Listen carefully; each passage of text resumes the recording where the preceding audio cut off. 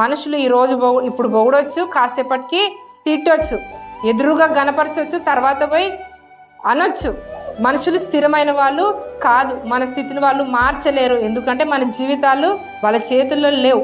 మనుషుల మాటలు బట్టి మనం ఉప్పొంగొద్దు. మనుషుల మాటలు బట్టి మనం కృంగిపోవద్దు.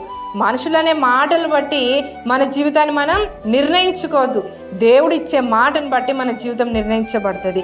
దేవుడు చెప్పే ఆలోచన బట్టి మన జీవితం స్థిరపరచబడుతుంది. దేవుడు మన గురించి ఏమైతే చెప్తూ ఉన్నారో అదే నిశ్చయముగా జరిగి తీరుతుంది.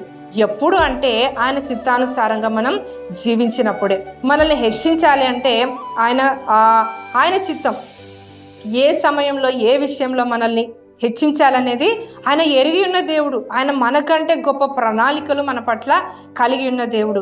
ఆయన మనల్ని హెచ్చించాలి అంటే ఎవరైనా కానీ దేవుడు నన్ను హెచ్చించాలి, నేను పడిపోయిన చోట నన్ను నిలబెట్టాలి, నన్ను అన్న వాళ్ళ ఎదుటే ఆ నోర్లే, ఏ నోళ్ళైతే నన్ను అన్నాయో, నన్ను అవమానపరిచాయో, ఎక్కడ నేను ఓడిపోయానో అక్కడ నేను గెలవాలి. అదే నోళ్ళు నన్ను మంచిగా మాట్లాడాలి, నన్ను హెచ్చించాలి.